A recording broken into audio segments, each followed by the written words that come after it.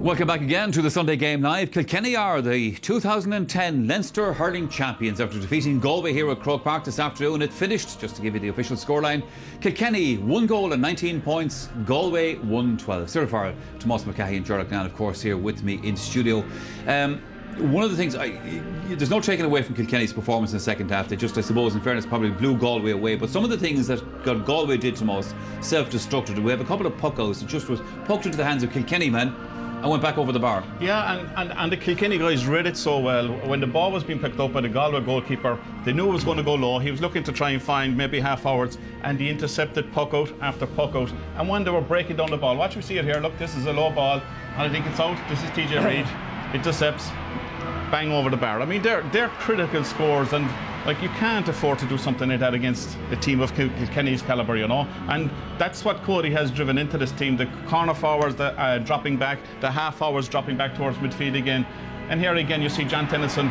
This is an unbelievable catch, great delivery, and to Henry, and straight over the bar, you know, from a point of attack where Galway are in possession of the ball, 2 pucks, and it's back over the bar at the other end. And they are heartbreaking scores. And what's more is it was 110 to 1-6. You know, the game was in the melting pot all the time when that happened. Yeah. Then you bring it to 112 to 1-6. Yeah. Then they tack on 3 more points. It's 115 to 1-6. The game is over. Yes. You know? So you can't afford to make simple errors like that when you're playing. Apart from that, Cyril, you know, there was a lot of Galway possession that they could have made something of. That, I mean, this, when John McIntyre looks back at the tape of this, kind of, you know, just hitting the ball into nowhere.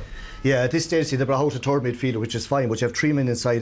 Two, look at this, a high ball in here to, you know, PJ Ryan has all the time to work, picks out a back. Here's Tommy Welch on his own. Here again, hand pass here. We're on top here, like, because we have an extra man out here. Little hand pass across here. He's going to win here. Now watch this. It's floating in again. And again, like, tipping around. Next thing, this broke down here, kicked on here. Rice kicks it on here. It's football they play. But again, it's going to win around. You have 3 on 2 inside or 2 on 1. Now that's Damien Hayes, probably our most dangerous forward. Hits the ball in. Now look at this. This one goes wide. Okay, to be a nice point. But like, even the drop, this was going to drop short now. You see what will happen here? They're going to crowd out. Joe Kennedy's in her zone. Look, 2 on 1. There it is, just catch, lovely catch, here you go, bang it out the field again.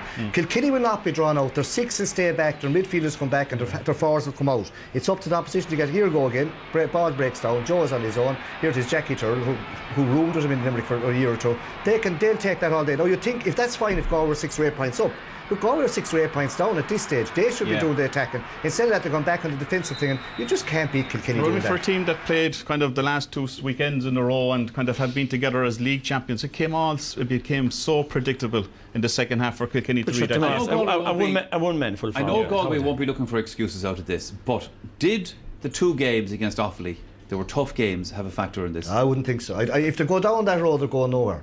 I'm not saying they will, I'm just asking. Well, I don't believe it does, because like it brings you on a tone. Like, we in Galway were always looking for games. We got lovely games. Okay, Offaly came back into it, but it was a game Galway were in front of 8 points at half time. We didn't get any real injuries. We had David Collins back today. I don't think they will go that road. It's only like they're nearly in full-time training, like, you know, since Gerald went there, you could say they're full-time since that. They're supposed to be fitter, they're supposed to be more physical, but yet listen, they met the benchmark today, and they will know that they weren't up to today, and they hopefully learn from it. Did get a goal chance early in the second half when the game was still tight. Yeah, a bit dodgy here by PJ Ryan in the goal. You know, he didn't have his greatest game for Kilkenny today, and gets Cannon with a high ball in.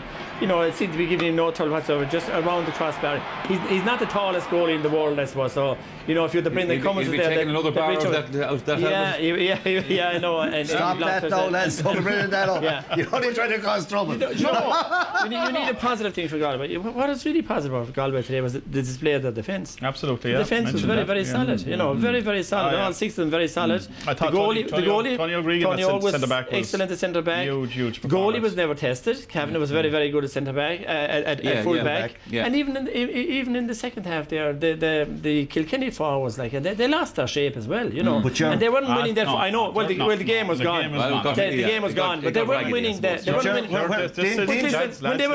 When they were playing Waterford 2 years ago, and the game was gone. When the game was gone from Waterford, they had no mercy. You know.